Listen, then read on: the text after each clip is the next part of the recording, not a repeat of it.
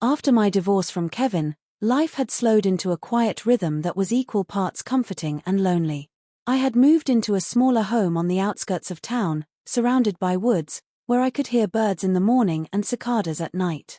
My days were filled with freelance writing, yoga, and too much herbal tea. Kevin and I had ended things amicably, but the silence in the house was heavy, especially after 10 years of marriage. Kevin's son, Lucas, had always been polite around me. I met him when he was 13 and he was guarded, like most teenage boys trying to figure out how to fit into a new family. Over the years, we bonded slowly over shared movie nights, awkward dinners, and long talks in the car on the way to his soccer practices. When Kevin and I divorced, Lucas was 22, in college, and not really part of the split. Still, I hadn't seen him in months.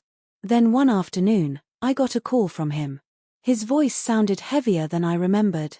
"Hey, Amanda. I was wondering if I could stay with you for a bit. Just for a few weeks." "Of course, Lucas. You don't even have to ask." He arrived 2 days later, suitcase in hand and bags under his eyes. I asked him what was going on, and he just shrugged. "Things didn't work out with my roommates. I just need some space." He didn't say more, and I didn't push. The house, once too quiet, suddenly felt alive again. Having Lucas around was strange at first, not bad, just different. He had grown into a tall, thoughtful young man. He helped with dishes, played music while I cooked, and we fell into a surprising rhythm. I caught myself laughing more, making real meals instead of frozen ones, and even going out for walks again. One evening, after a long day of editing a manuscript, I poured myself a glass of wine and took a hot shower. The warm water calmed my nerves. I'd been tense for weeks without realizing it. I lingered in the bathroom, wrapped in a towel, and wandered to my bedroom. The house was quiet. Or so I thought. I didn't hear Lucas coming down the hallway.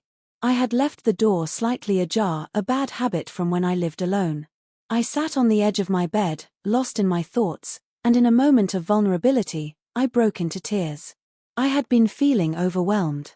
The divorce, the isolation, the uncertainty of being alone in my late 30s, it all hit at once. Suddenly, the door creaked. I looked up in shock to see Lucas standing there, wide-eyed. "Oh my God," he said, immediately turning around. "I'm so sorry. I thought you were in the kitchen, I didn't mean to." "Lucas, wait," I called out, pulling the blanket over myself. "It's okay, it's really okay. You didn't do anything wrong." He stopped just outside the door, one hand gripping the frame. "I heard something. I thought maybe you were hurt." I took a deep breath. I was just crying. That's all. I didn't expect company. Lucas hesitated. "Do you want to talk about it?" Something in his voice made me nod. He came in slowly and sat at the very edge of the bed, careful to look away from me and respect the space between us. I told him everything, how lonely I'd been, how strange life felt without Kevin, and how I sometimes doubted if I even knew what I wanted anymore. Lucas listened without judgment, his hands folded tightly in his lap. "You've always been stronger than you give yourself credit for," he said quietly. "Even when things were tough with Dad, you held everything together." I smiled, brushing a tear away. That was a long time ago. Doesn't make it any less true. There was a long pause. It was the kind of silence that wasn't uncomfortable, just real. I finally looked over at him and realized how much he'd grown. This wasn't a teenage boy anymore. He was a man with kindness in his eyes, the kind his father rarely showed. That night, something shifted between us. It wasn't romantic. It wasn't inappropriate. It was deeper than that. We became confidants in each other's loneliness. Over the next few weeks, our bond only grew stronger. Lucas started cooking breakfast for both of us. I helped him rework his resume and get an internship at a local marketing firm. We talked late into the night, sometimes about meaningless things, sometimes about our deepest fears. He admitted he felt lost, unsure of his future. I told him I had felt the same way, even at 39. One evening, we sat on the porch watching a thunderstorm roll in. The sky cracked open with lightning and deep rumbles of thunder. "You know," Lucas said, "I never thought I'd feel this safe again." Not after my parents split. I looked at him. Me either. He turned to face me. Do you think people can find new versions of family, even after everything's fallen apart? I nodded. I think sometimes, the family we choose can be stronger than the one we were born into. Lucas smiled. Then I'm glad I came here. In time, Lucas moved out again. He found an apartment near his new job, and though the house grew quiet once more, I didn't feel as alone. We stayed close. He came over every Sunday for dinner.